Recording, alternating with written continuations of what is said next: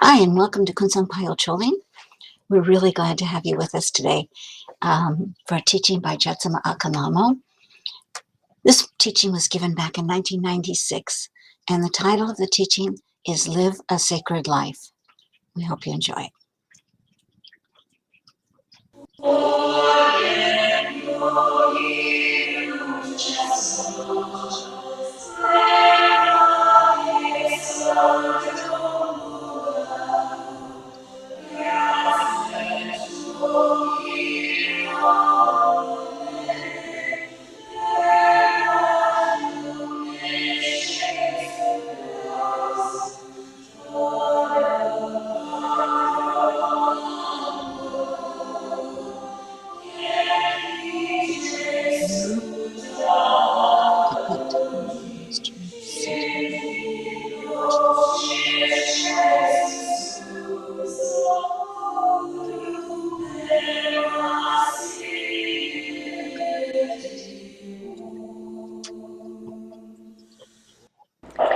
So what I'm trying to talk about today, or what I would like to bring up today, is the tendency for those of us who are practicing the Buddha Dharma to act like and to practice like new practitioners. And when I say new practitioners, I don't mean practitioners that have been practicing for only a week or only 6 months or even only 2 years.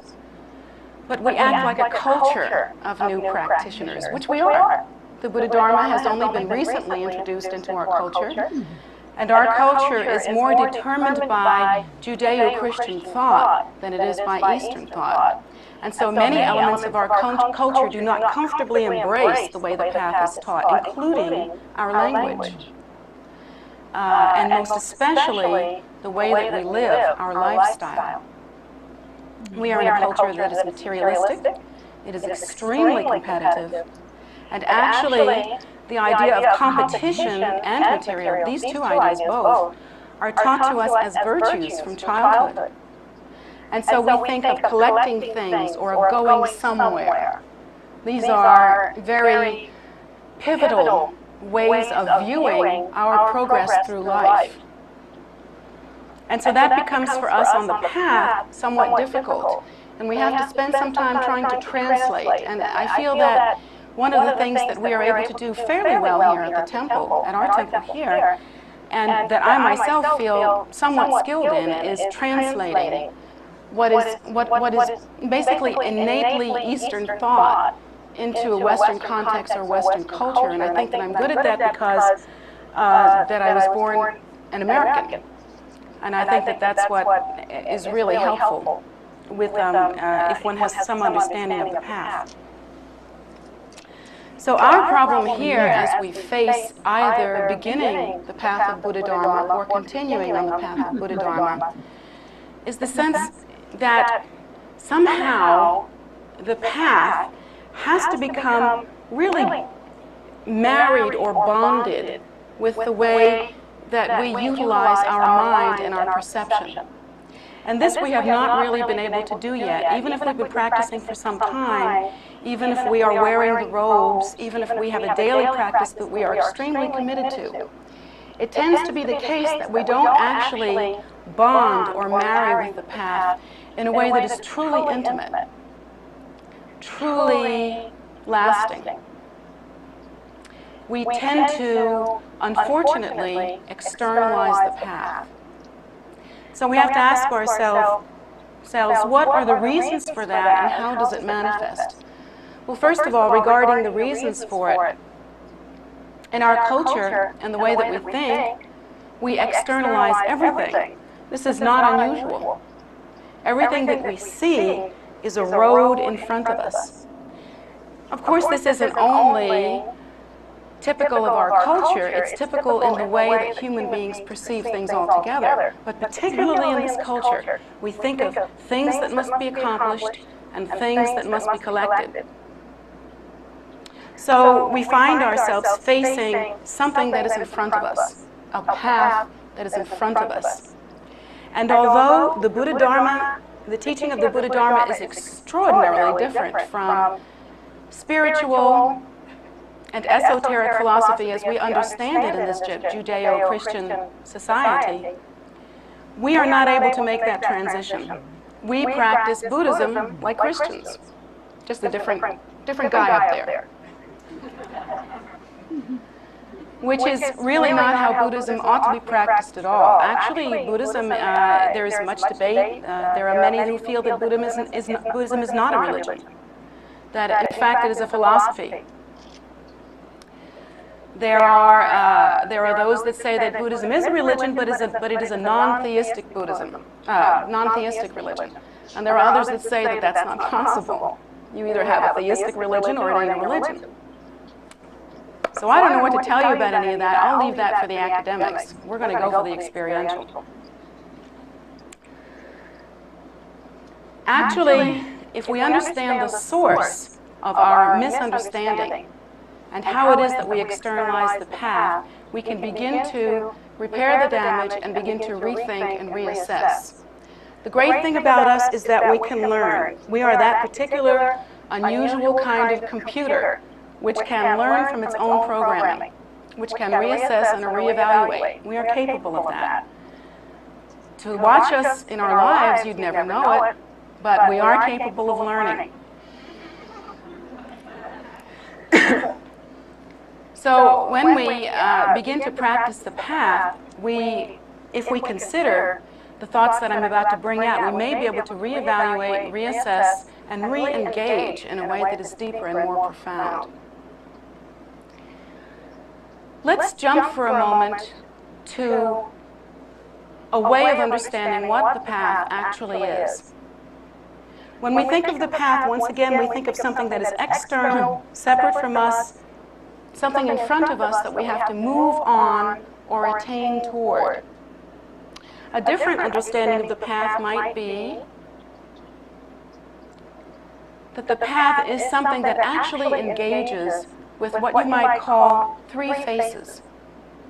But these three faces are very much like us. You know, you could say that each one of us has at least three faces.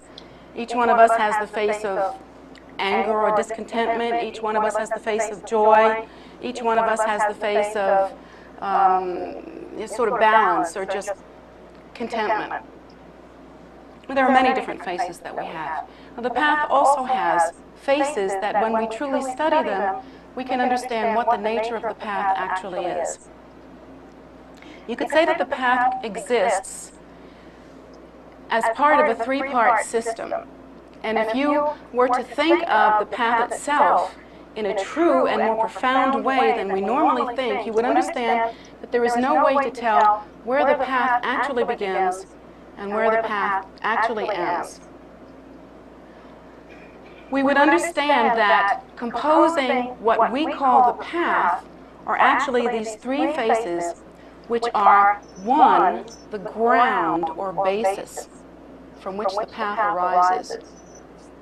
Two, the path or movement itself, the display, if you will, of that source or fundamental nature from which the path arises.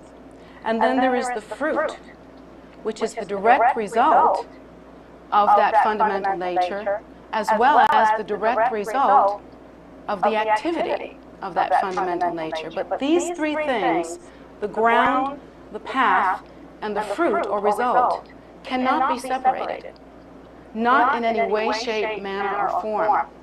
The moment that we begin to separate these three aspects, we lose touch with what the path actually is. We lose touch with an intuitive understanding as to how to actually practice the path, and we experience a great deal of delusion concerning the path, because that if we separate ourselves from the understanding of the threefold face of the path, of the basis or ground, the movement or path itself, and the result of the path, and the result. We would, if we were to separate these three, we could not determine what a true path actually is. And so a terrible delusion would come.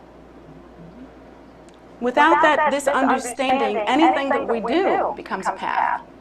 You know, any activity that we engage in becomes a method. That method connects something with something, or it wouldn't be a method. But still in all, on the path of Buddha Dharma, we have to remain connected with, again, the ground, the method, and the result. These three have to be considered as threefold. They cannot be separate in any way, shape, manner, or form. How is it that we can use this understanding to determine the validity of the path and to remove from ourselves the tendencies toward delusion? Well, first of all, there is the teaching that you have been given on a number of occasions about relating the seed and the fruit. There's that kind of good old-fashioned commonsensical wisdom that if you really want to have an apple tree in your orchard, you've got to plant an apple seed. That if you were to want an apple tree in your orchard and were to plant cabbages, it would simply not work. You would have cabbages in your orchard. If you were wishing for an apple tree, if you were wishing for some apples, and you were to plant asparagus, that's not going to work out really well for you unless you really determine that asparagus is your thing. I know it sounds like I'm being silly, and why is she belaboring this point? Well, the moment we get it, I'm going to stop nagging about it, because as yet, we haven't gotten this one, and it's really, really important. Regarding the Buddha Dharma, the Buddha Dharma is not a path or a method that arises in any common or ordinary way in the world. In other words, someone didn't get born at some time and simply composed a path. A team of experts or technicians didn't get together and engineer a path. NASA didn't design this one. This path was not a dream or a vision that someone had about 20 years ago that remains unproven or insubstantial. The path actually, the path of Buddha Dharma as we know it, does not arise in the world at all, in the sense that it only arises under the condition of the Buddha nature or supreme enlightenment actually appearing. It arises from the mind of enlightenment, from the Buddha nature. Lord Buddha did not begin to teach the path, although he had attained varying degrees of what you would call, I don't know, maybe cosmic consciousness or something like that, before he actually attained supreme enlightenment.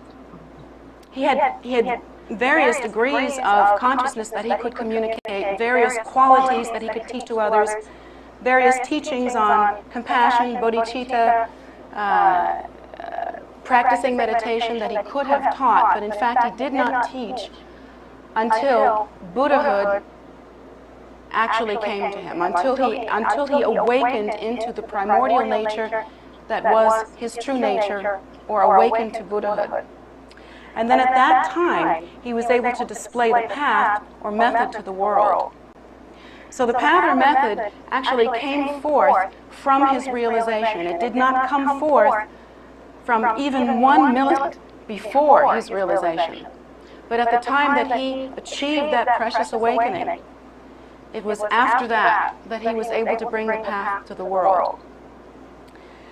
And so during the course of Lord Buddha's life, he actually discovered that there were many different displays of consciousness, many different levels of attainment and attunement that one could accomplish, and he did accomplish many of these before that ultimate moment.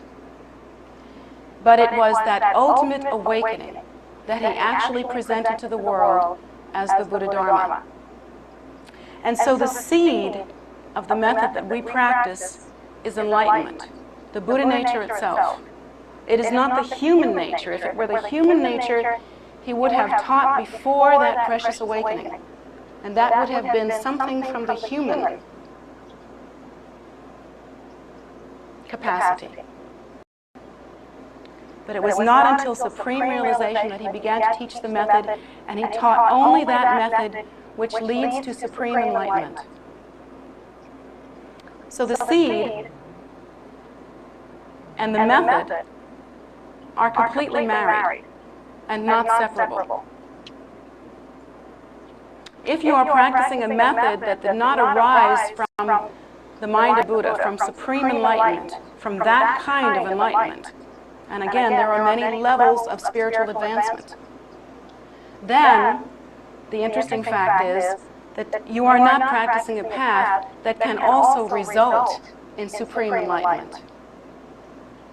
Because the seed and the fruit have to match. Once again, an asparagus plant will not produce an apple. They simply have to match. It's one of those fundamental, commonsensical 2 and 2 makes 4 kinds of realities that we like to conveniently leave out on a regular basis. Why do we do that? Is it because we have a particular shtick that we need to fulfill about what religion's all about? Is it a preconceived notion, different kinds of conceptualization that we have? Well, yeah, there are elements of that. That's true. We do, because we are intellectual people, we have formed ideas that are difficult to change once they are formed. We have the habit of clinging to ideas almost in the posture that if our, heaven forbid, our ideas were to change, the result would be so mind-blowingly chaotic. Flexibility, of course, is an unheard of skill, but you know, if our ideas were to change, the result would be so incredibly mind-blowingly chaotic that surely we would die. I mean, we have this habit of wrapping ourselves around our ideas in a very firm way. That's certainly one reason why it is difficult for us to think logically about these issues, particularly about the path. But another reason why that is so difficult is that in every area of our lives, if you really examine us, we have very little familiarity with and habit geared toward really thinking something through, from cause to result. We like to take these flying leaps at reality. You know, we like to take these great sort of plunges, thinking, you know, I want that, and I'm here, so jump! You know, it's kind of that kind of thinking. Just jump, you know, and if that, well, jump again, you know, and if that doesn't get, well, don't, but heaven forbid, do not stop and think what cause would produce that result. We don't have that habit, not whatsoever. We spend a good deal of our lives incapacitated in certain ways because each one of us has a particular problem to deal with. Some of us may have confused mental states. Some of us may have really strange habitual tendencies that produce for us again and again and again unhappiness. You know, many of us engage in patterns that we just can't seem to shake, and they always produce for us these habits that make us unhappy. And when we make ourselves unhappy, we withdraw from that unhappiness and we whine, basically, and we blame the fates and we blame the people next to us. Take a good look at the person next to you. This is the person at fault for everything in your life. Adji, you can look past the one to... So, I mean, you know, absolutely. Whoever's sitting next to you, you can blame them for everything. We take these flying leaps at our lives without really thinking through any kind of cause and effect relationship.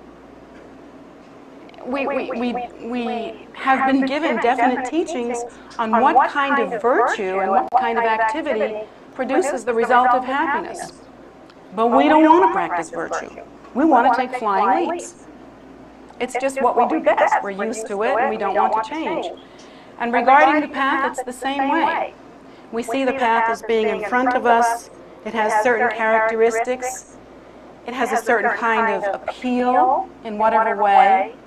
And so we see ourselves as separate from that, and we take a flying leap in that general direction somehow, without thinking out what is cause, or what is original cause, what is the basis, what is the movement or the method, what is the result, and how to follow that through, how to really reason that through. We don't seem to be able to do that. We seem to like to take these flying leaps. And we also, oddly enough, expect that these dramatic, utterly unfounded and ungrounded flying leaps in themselves, because they are some kind of movement or some kind of dramatic, in themselves are going to be like some kind of manic dance that's going to make us happy, just themselves. So we spend most of our lives thrashing around, just flailing around through our lives. In most regards, we have no way to understand the relationship between cause and result. We simply don't have the habit. It's a particular kind of delusion that seems to go hand in glove with our human reality. So now when it comes time for us to really become intimate with and marry into the path, we're looking around for some way to do that. The difficulty is obvious. For many of us that have been practicing for some time, when we engage in the path, we will try to make the path its own satisfaction. Now, if we understood the basis for the path and what the fundamental underlying ground of the path actually is, and what the result of practicing the path in a certain way will be, not because it's magic, not because, hey, the signs point in that direction, not because it's superstition, but because ground and result cannot be separated. We would begin to understand that, in fact, under those conditions, the path disappears. The path as a separate entity then doesn't exist. Not in the way we understand it. It becomes invisible. It becomes inseparable from our own primordial wisdom nature, from our own awakened, naturally awakened state, from our own Buddhahood. We're trying to see, he's getting an echo. In its causative sort of. I'm getting an echo. No. I'm not getting an echo here. In its seed form, I guess you'd have to say. And it becomes completely inseparable from the full-blown result of Buddhahood, of actually awakening. Yeah, it's like it becomes completely inseparable. And if you understood the three faces as being completely inseparable, you would not be engaging in method thinking like the way you do now, which is, okay, today I'm really going to get into my practice, so instead of doing an hour of practice, I'm going to do 2 hours. What kind of thinking is that? I mean, yeah, at some point you might have to decide how much time you have to put into it, but that's not what it's about. That's not going to make a bit of difference if that's the approach. And the kind of thinking that we have now also is, well, I really have to, I've been sort of out of it with my practice, and so now I have to get back into my practice. Even that kind of thinking is deluded thinking. To get back into your practice means that you walked away from something that is intimately connected, completely inseparable from that which is your nature. You can't walk away from that. No matter where you go, there it is. And so where does that thinking come into play? It's very strange thinking. It causes us to be incapable of living a truly sacred life. Now, living a truly sacred life does not become old. It does not become tiresome.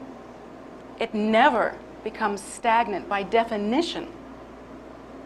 It re-establishes itself at every moment, because if you are living a sacred life, which is a life that is truly connected with meaning, purpose, with nature, cause, result,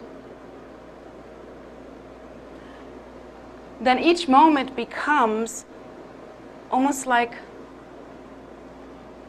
forgive me for getting overly romantic, but becomes like a kiss, like love.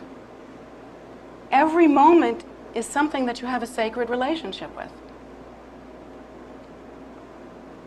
Because you move into the awareness that there is nothing that you can do that is separate from your own nature. And nothing that you can do, unless you will it to be so and close your eyes and turn away, that therefore is separate from result, the result of awakening. But the need, in order to establish this truth as being real and relevant in your life, is to understand the path as being inseparable from your nature. We run into all kinds of traps when we practice the Buddha Dharma. One of them is that we feel like we're doing somebody a favor when we practice. We feel like we're doing our teacher a favor. We feel like we're doing the people around us a favor. And our compassion becomes tainted with that. You know, we feel like we're doing everybody a favor by praying for the world. When we walk about and move and have our existence through the vehicle of our lives, within the vehicle of our lives, excuse me, we also, we adapt a posture which is very much like putting on clothing or putting on a false crown. Definitely we put on an appearance as though it were not ours. We think of practicing the path as a constraint or something that we do that isn't really naturally part of us. And so the path eventually becomes like a burden to carry, something that isn't you that you have to pull with you. That becomes too weighted, it becomes too heavy, it becomes unnatural. It becomes an issue in your life. Whereas if we understood the path to be something that we were not able to walk away from, so natural, so much a part of us as our own breath, in the same way that we live and that life is displayed as movement, breath, activity, and the result of that is that we live. That natural process of understanding ourselves to be that kind of creature makes it pretty easy for us to breathe, isn't it? I mean, if you understand the basis of your life and you understand cause and effect, you're not likely to say, oh God, I'm so tired of breathing all the time. I'm just really sick of it. I mean, it's really a pain. You have to do it from the moment you're born to the moment you die. It's just not fair. And why does everybody have to do that? Well, you would never think like that, of course, because your breath, your movement is an expression of the fact that you live. Now, it is possible for the path to be the same kind of living reality to you. I know for myself, in my own practice, and I'm certainly not holding myself up as the best practitioner in the world, there are times when I don't have time to practice at all. And yet, I have never for a moment felt separate from the path. I mean, that seems to me impossible. It seems to me that my entire life is an expression of the path, and it is. It seems to me that everything that I know for sure is something that the Buddha brought to the world. About everything else, I don't know anything for sure. I may know something about the nature of mind, but I really couldn't get you into D.C. I can't find the place. It's the truth. I need a driver. And yet, I wouldn't know how to take action, no matter what it looks like, that is separate from what I know as sacred. I wouldn't know how to remove myself from the path. The path to me is inborn, connected, married. I'm convinced that there would be no reason for me to live if there were no path to be displayed. And I don't think I'd be here. So why is that? Is it because I'm such a great practitioner? No, I don't think so. I think that somehow, perhaps, who knows, maybe it has been my good fortune, as my teachers have said, to have practiced many, many lifetimes, and it becomes natural and habitual for me by this time. Perhaps that's what it is. But the one thing that I know for sure is that I don't see anything that is separate from the Buddha nature. I don't see that. So we, as practitioners who are trying and attempting to mature in our own spirituality, have to learn how to do that in some regard, how to live a truly sacred life. There are many different ways to consider that thought. There are many different ways that we can practice it. I know that from the point of view of, for instance, Native Americans, that with Native Americans, everything that they do in a ceremonial way, they offer to the four directions, they offer to the spirits and powers associated with the transcendent and with earth. Everything first is offered to the Creator. Everything is done in a ritualistic and ceremonial way so that it is in alignment with what we know to be our nature. So how does a Buddhist practice that kind of sacred life? Well, at least a large part of it, and a good step forward, would be to understand what it is that I'm trying to explain here. And that is that the path should never be viewed as a thing that is composed of ordinary elements as we know them. It should be understood as being inseparable from everything you seek, everything that is precious to you and will someday be even more precious as your understanding increases. Most importantly, the path cannot be and is not separate from that which is your primordial wisdom nature. The voice that is the path, the method that is the path, the direction, the content of the path. This is all a miraculous display of Buddha nature. Each and every aspect of the path is a means by which one can develop or awaken to that natural innate potency that is your potency and that you cannot walk away from, that you cannot abandon or destroy, really.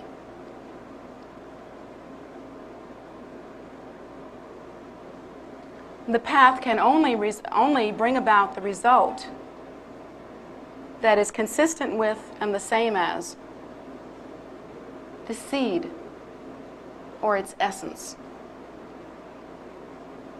So we're looking at essence, we're looking at movement, and we're looking at result. Try to imagine how we see things ordinarily. When we are doing what seems like moving through linear time, isn't this the case where if something happens to you, let's say, well, let's think of some really dramatic event that happens to you. Let's say, I don't know, what happens? Let's say your car breaks down, okay? Let's say an event happens and your car breaks down. Well, normally, when that kind of thing happens, when the car breaks down, that's it. That's what happened. It's out there. The car broke down. It's out there. It's an out there kind of thing. And it's isolated. It has no connection with anything else. Did the car break down because you forgot to put oil in it? No. It just broke down. Did the car break down because you never get it a checkup or a tune-up? No. It just broke down. It just happened that way. Did the car stop because there's no gas in it? No. It's just stopped. It's that kind of thing. When we see events in our lives, we see them like that. They happen out there. Now, as time passes, often there are these connecting things that happen to the events in our lives. Maybe a year after the car broke down, several things might have happened. You might have learned something about how to take care of a car. Let's say your husband or wife yelled at you for not taking care of the car, and you learned because they yelled real, real loud. Or let's say a year after the car broke down, a series of events happened in which you were challenged to put in some overtime so that you can make some more money and so that you'd get a new car. So a couple of years down the road, when you think about the day that car broke down, it's no longer an isolated situation. The car didn't just broke. You know, it didn't just happen.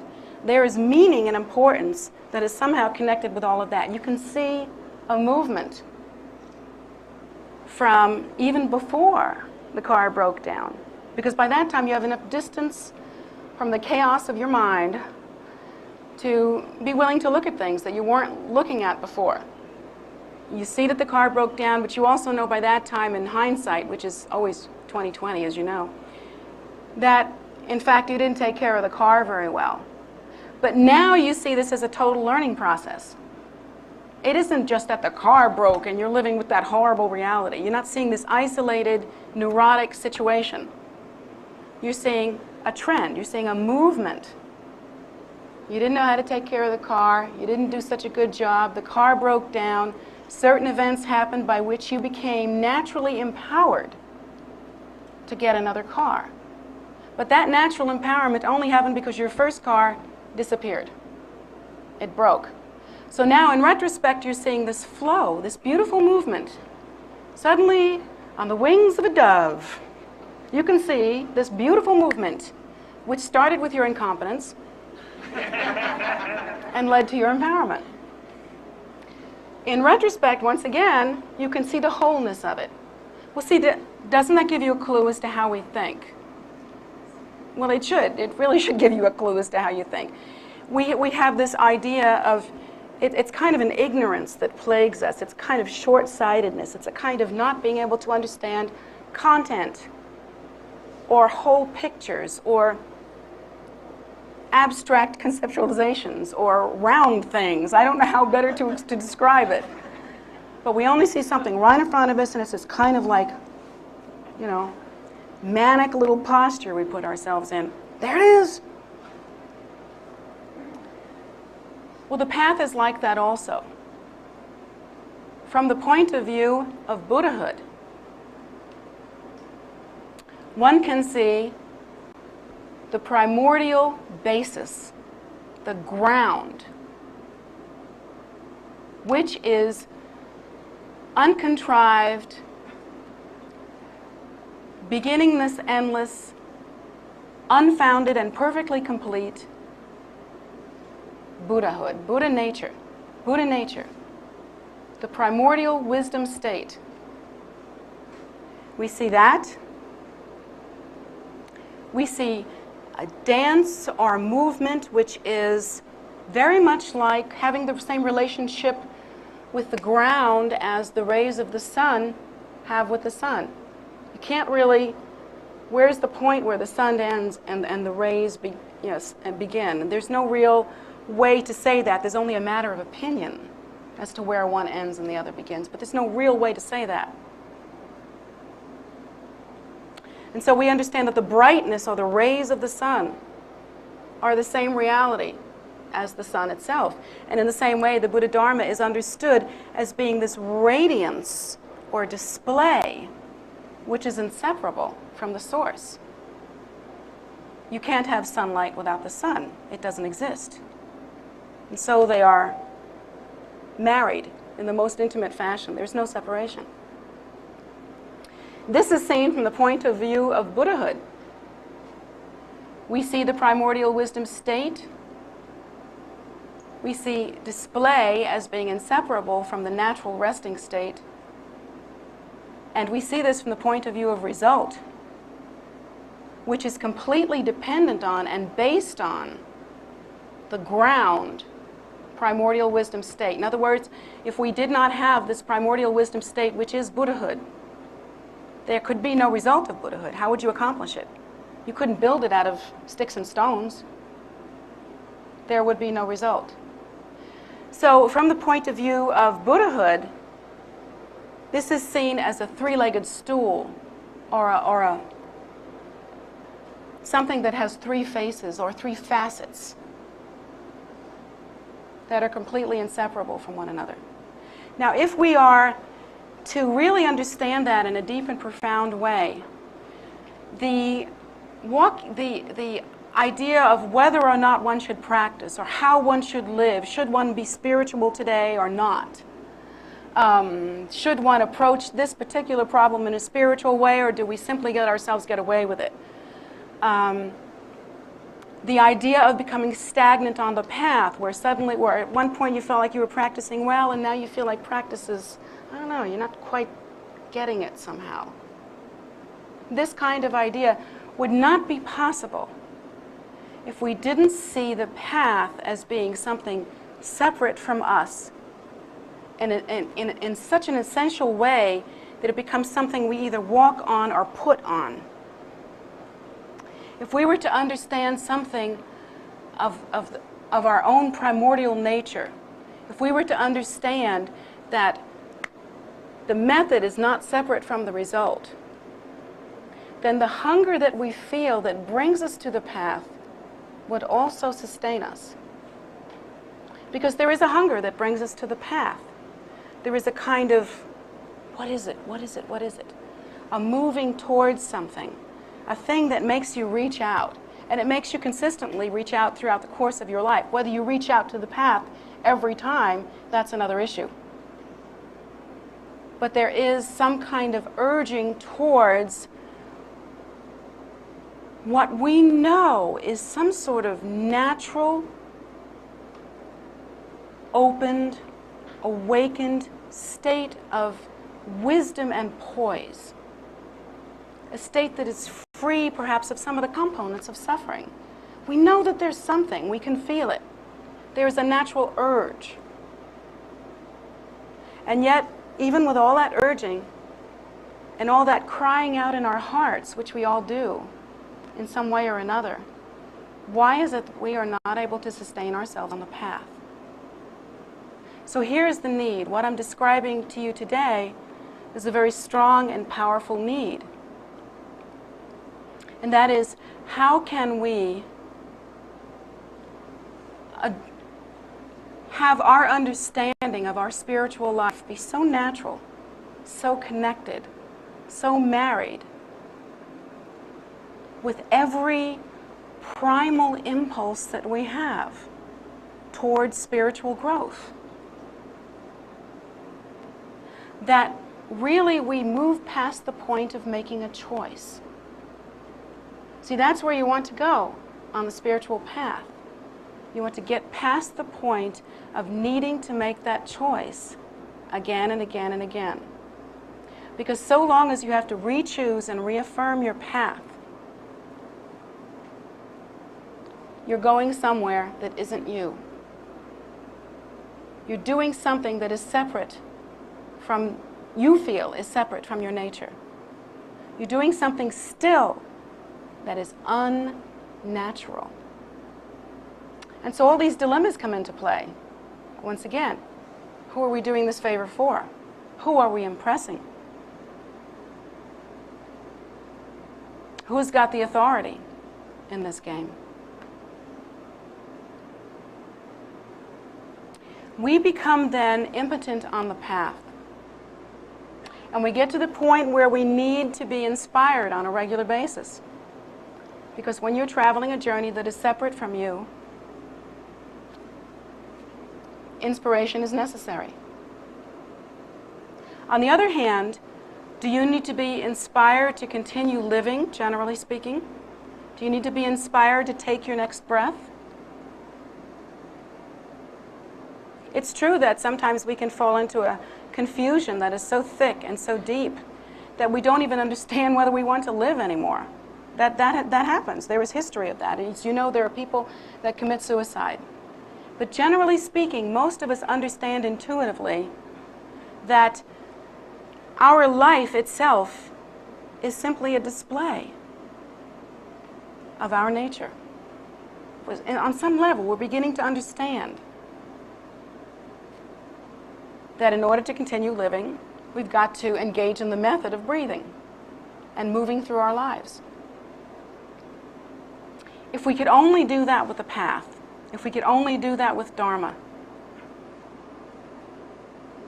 if it could be seen as natural for us and inseparable from us as our own breath, then practicing the Dharma would be much more potent, much more natural for us, much easier, not in the way that you'd practice it in a schlocky way, or you would practice it without really caring how well you do. It's not like that.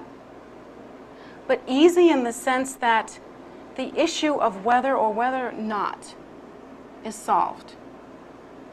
It becomes as natural as scratching an itch, or as natural as the intuitive knowledge that when you want to get out of bed in the morning, you've got to swing your legs over the edge. It's that kind of thing. It's such a natural movement. I mean, really, swinging your legs over the edge of the bed does not become the hardship that it could be if you think about the fact that the next thing you're going to experience is your first potty break in the morning. So you're out of that bed pretty easily because it's a natural part of the flow of your life. But that's not how we practice Dharma. We practice Dharma like it's a big issue, something we have to do that is not us, a girdle we have to put on, a thing we have to suffer through, a ritual that we have to impress somebody with, something we have to set aside time for. And ultimately, we lose touch with and have no sense of what it actually is to live a spiritual life, to live in spirit, to live a sacred life.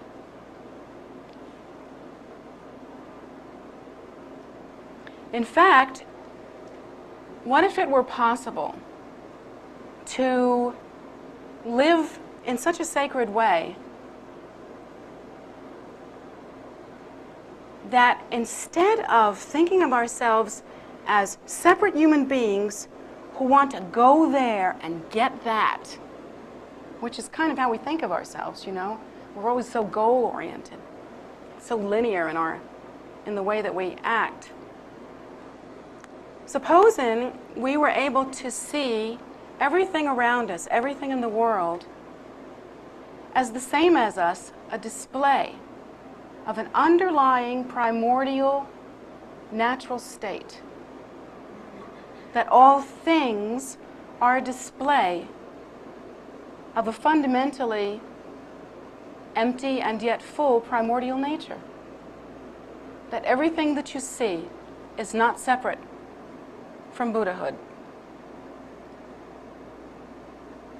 Supposing that instead of clinging to what we see and putting ourselves in the posture of acceptance or rejection, or acceptance or rejection of what we see, like or dislike, or in the case of meeting up with a situation, hope and fear, the hope that it'll work out well and someone will love you, you know, or the fear that it won't and no one will. Instead of approaching it with that kind of idea, which in the end wears us out and does us in. Supposing we could live a truly sacred life. Supposing when we see a tree, when we see a person, when we see something beautiful, when we see something that's not so beautiful. Supposing we were to, in some quiet, subtle way, you don't have to make a big deal about it, you don't even have to roll your eyes up towards heaven, you don't have to make any kind of hokey spiritual posture, whatever. Supposing we were simply to, in a quiet way, know that this too is a display of the Buddha nature. Supposing when we see something that delights our eyes, we would think of it in a more sacred way as something that can be offered to the Buddhas and Bodhisattvas for the sake of sentient beings, rather than clinging, rather than grasping. Supposing everything could be offered Supposing that every experience that happened to us could be offered, whether we like it. Supposing we could develop a sense of everything being sacred, holy, precious, having its own weight and depth and taste, and that each experience on its essential level can be offered. Supposing that we grew in the awareness that every single thing that occurs and every single thing that we see, feel, touch, and taste within the content of our lives is inseparable from this fundamental spiritual reality that is both our beginning, our ground or basis, and our ultimate goal, ultimate result. Supposing we could really practice deeply in that way. Once you get past the point that that is just a thing that you do, once it becomes past the point of being an effort, once you really begin to awaken to the interconnectedness and sacredness of everything, and within the mind there becomes kind of a simplicity that is the result of such thought. No sense planning out how you're going to get everything when you're really in the posture of making offering for the sake of sentient beings. Once the joy of that begins to catch hold, once you just begin to move into a different flavor of seeing everything not as a materialistic external, attainable thing, but more as a display of everything you long for.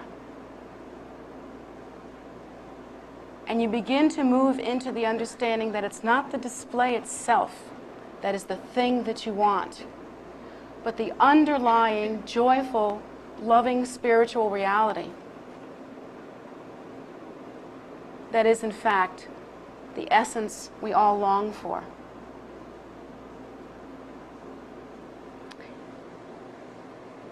In every religion, every major religion in the world, there is something about approaching it with the eyes of a child.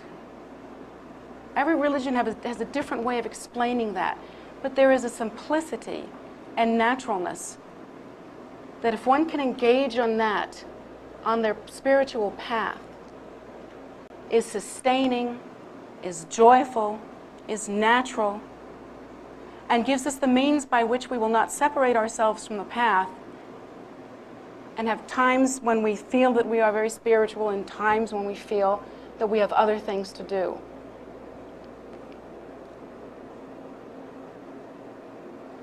And in that way, if we begin to practice the path in that way, it is much simply our lives. It is simply, indescribably, so much us, so inseparable that in the same way that you cannot stop breathing and continue to move and have your being, neither could you even consider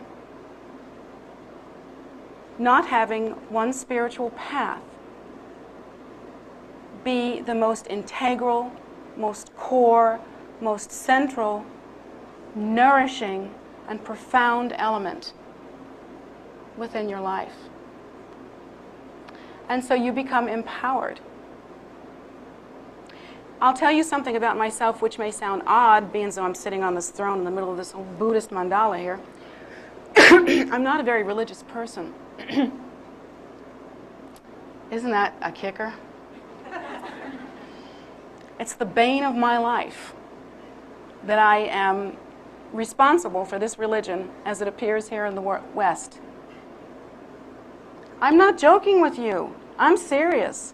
I am not a religious person. I do not like spiritual dogma. I do not like religion as I see it practiced. I wish that I had a more comfortable seat.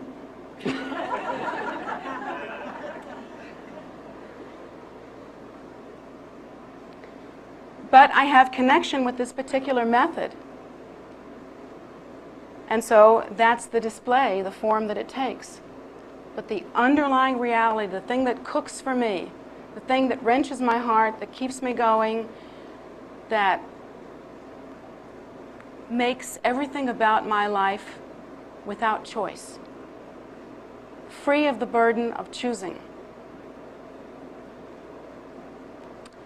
is that I know no other way to live other than to see my life as an expression of my nature. And I've watched myself throughout the course of my life. I have made choices that are so difficult, but they were never about the spiritual. I have moved on, and I have left things, and I have walked into things, and I have done all kinds of stuff. But when it comes to the spiritual unfolding in my life, there's never been a choice about that.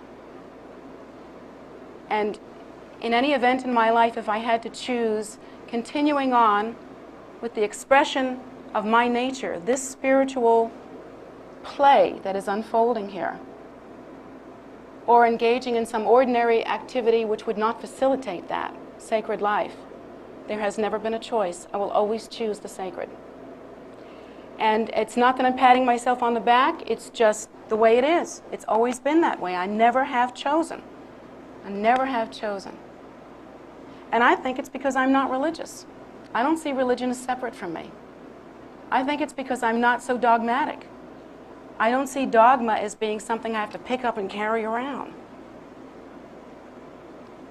I see my life as being innately spiritual, and I see that there is no other way for me. I wouldn't know how to express myself any other way. And so I find that for each one of you, I make the same recommendation, that you each in your own way find a way to experience that kind of intimacy with your spiritual life. To realize that you're not doing anything or anybody a favor. You are simply expressing what is true. To try to find a way to understand that the ground or basis and the movement or method and the fruit or result are simply three faces of the same reality, and that reality is you. There is nothing you're doing here that's strange or exotic or unusual. You are expressing your nature. What else would you do? Not express your nature? But now each one of us has to find a way to really get that for themselves, to really marry with that. And that's your challenge, isn't it? Haven't you, as you've moved towards, well, as you've matured throughout the course of your life, as an older person or middle-aged person or however old you are, haven't you looked back at earlier times in your life and realized that you didn't know how to really engage, that you were kind of absent, or there's a certain kind of, I don't know, absenteeism that we practice with less maturity in our lives? I mean, do you remember what it was like to be, say, anywhere from 15 to, 18, right around there? You know, you haven't yet grown a brain. You have these tiny little brain bud cells. And, there isn't even enough there to anchor the eyes from going around like this, at that point. And later on, you realize that with maturity, there's a certain, whoa, I'm in my life kind of thing that happens. And later on, spiritually, it's even more profound. I mean, that reality is even more profound on a spiritual level. When you're a young practitioner, you realize that in some way that was somewhat unconscious, you were simply kind of trying to do what the Lhama tells you and trying to do what the Buddha says, and you were, kind of just doing stuff. But then perhaps later on, as you begin to mature on the path, you begin to realize that there is something here that is like, it's kind of like the amplification of your own voice, or the rays of your own sun, or some movement that is a natural display of your own nature. You realize that there is a marriedness or a connectedness about the way that you live. You begin to move into the maturity of that. On the path for us, that is really necessary at this point, truly necessary. It requires that each one of us take responsibility in an individual way not relying on the structure of the temple for this one to come to you, not relying on the capacity of the teacher to empower, deepen, and mature our minds, ripen our minds, not relying on the Sangha to support you and, and give you that, I don't know, shot in the arm that we need all the time. But each of us individually in some way, in the same way that you do when it comes time for you to marry on an ordinary level. In some way, you find what in you connects with that. You really begin to understand the union of this. Begin to find how it is that you are a spiritual being and how it is that the path has appeared. You begin to take responsibility for this connection, for this marriedness. And it is not about vows and commitments to something outside.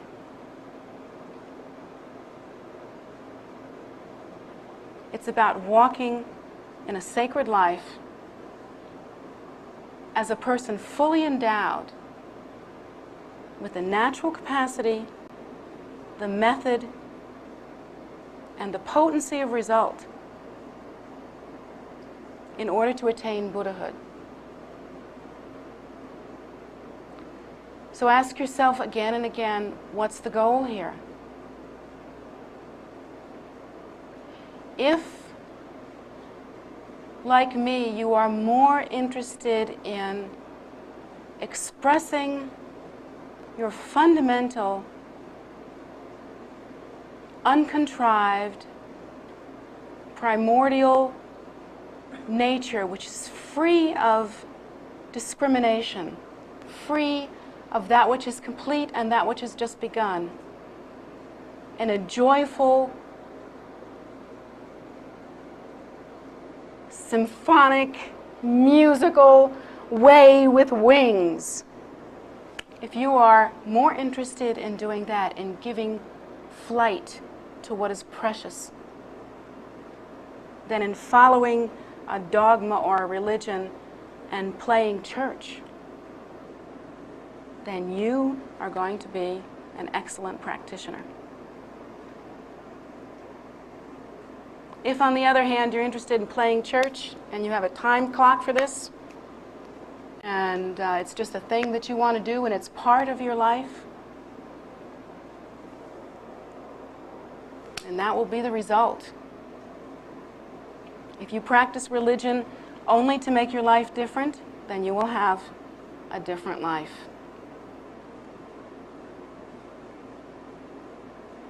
But if you practice wisdom and bodhicitta in order to awaken, if you recognize everything as inseparable from you, if you are able to move into the posture of moving through the sacred as that which you are, as something precious, then I think you've got a shot at it. But that's going to take you working at it. You've really got to determine this for yourself. You have to build the marriage inside of you. Don't make the mistake that we make in ordinary marriages, waiting for the romance, hoping that the path will somehow woo you so that you can feel good about the path. It's not going to work. It's a lot deeper than that. So what I'm suggesting is that you really take this into your heart, really consider this, turn the page on a new kind of life. Today, why not? What's wrong with today? It's almost 12:40. You could have this in gear by 1 o'clock. Supposing you never were to take another bite of food into your mouth without offering the nourishment of that for the liberation and salvation of all sentient beings, and giving thanks and realizing the divine, precious, inseparable nature of that food. Supposing taste for you became more like communion than yum yum. Just think about that. Supposing love and friendship became for you a holy sacrament rather than a way to fill your time.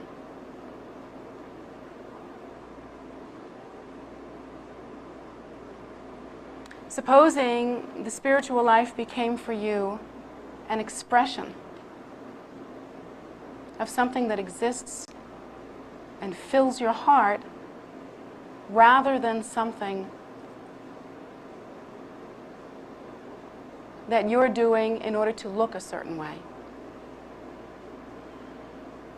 You know you want this. You know you want to feel it to the depth of your heart. Why won't you be your own friend, your own best friend?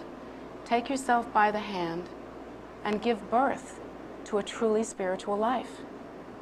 I don't care if you call it Buddhism. I do care that you practice compassion and bodhicitta. I do care that you awaken to the primordial wisdom nature. I do care that you begin to understand the sublime nature and emptiness of self and all phenomena. This I care about very much, but what you call it is up to you. Call it love. I like that one.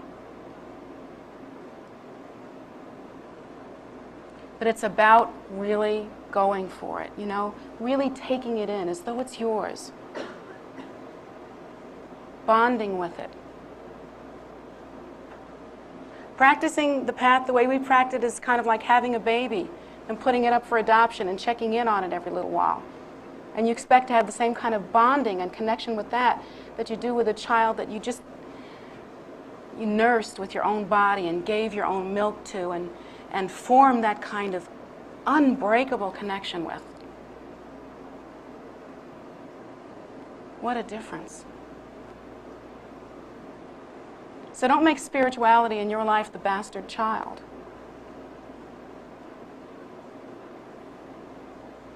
Let it be your life. Let you be that. And of course you are. You are the ground or the basis, the primordial wisdom nature. You are the movement and display, which is also called method. And you are the result. And it only seems like we're on the path now because it seems like we are traveling toward the result. But in fact, nothing is going anywhere. You are not moving. Nothing is far away from you. And there is nothing to uncover or to build or to establish. It is simply the precious awakening. And to truly live a spiritual life, you must understand that this is your nature. So I'm asking you to transform your life into the sacred, the sacrament, the beauty that you long for as though it were an external thing. And I'm asking you to do it by 1 o'clock. The reason why I'm naming this time is because it's so simple. It's just as simple as what you're doing now. In fact, it's much more simple. Because what you're doing now is feeling separate from the source, separate from your path, neurotic and needy. And by 1 o'clock, you could have that all fixed.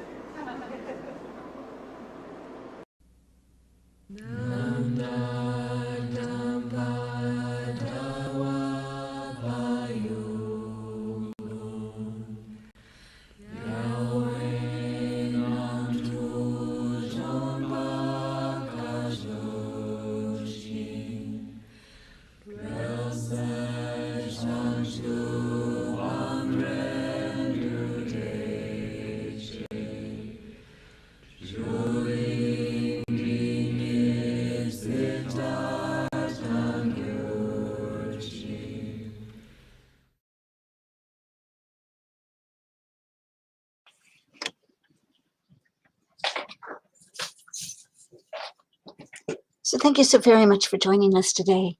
We're always so glad to see you and so glad that you enjoy these teachings along with us.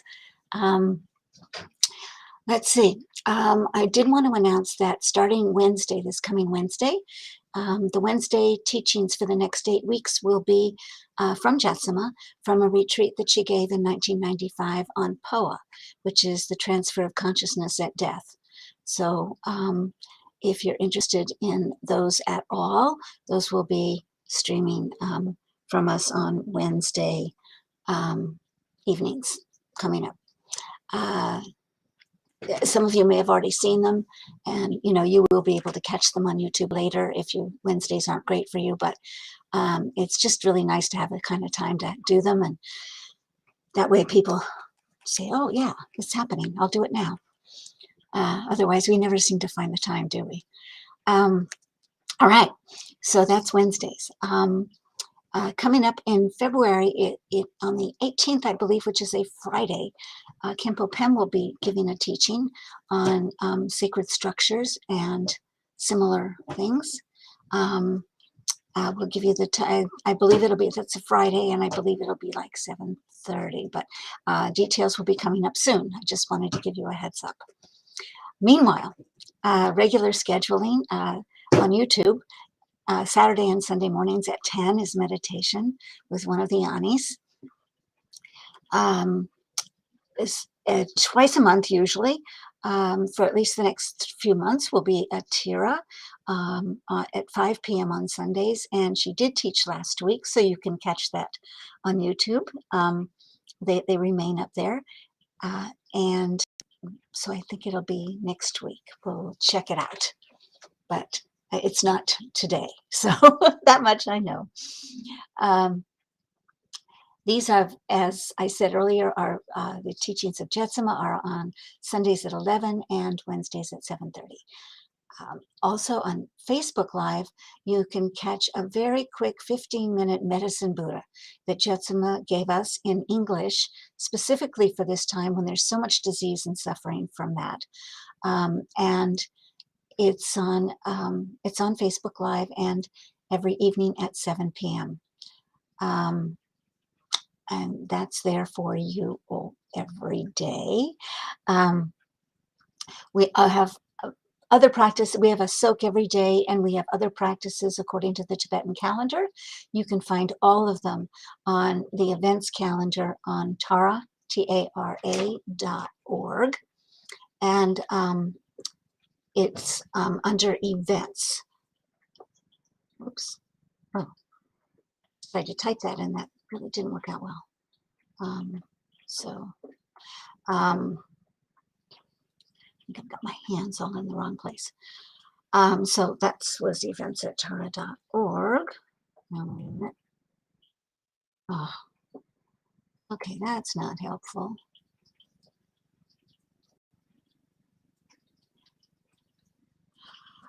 And moving on, the outside of the temple is always open every day from dawn to dusk. It's beautiful.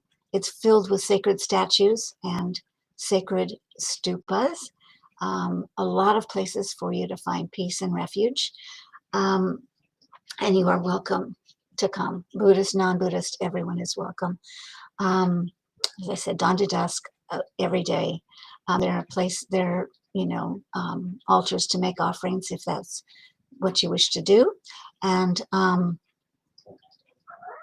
the inside is still closed at the moment for the pandemic latest variant, and so we hope that will change soon.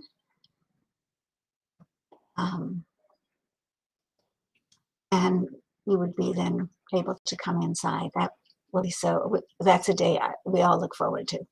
Until then, everything is going to be pretty much online. So let's see what else. Offerings for Jetsima. If you wish to make an offering to Jetsima on the occasion of receiving her teaching, it's considered a really auspicious thing to do. It strengthens your connection with the teacher and with the teaching and your ability to internalize it. So you can do that for Jetsima directly on her PayPal account, and it's Jessima gift at gmail.com. And I just put that in the chat so you got that too. I hope that you can take advantage of all of these teachings. I hope that your spiritual path deepens. I hope that this pandemic ends soon and we can all be together again and see full faces. That would be so cool. Anyway, that was my wish list, or part of it anyway. But meanwhile, we hope to see you soon, and we hope that you stay safe. And we're always doing prayers. Anybody that you need prayers for, please, you can just email prayers@tara.org, or you can go on the website and fill out a form there. It would be great. We're happy to do them. We do them every day, allowed at the Soaks. So, we want to help everyone get well, healthy, happy. Until next time, thanks for joining us, and we will see you soon, we hope.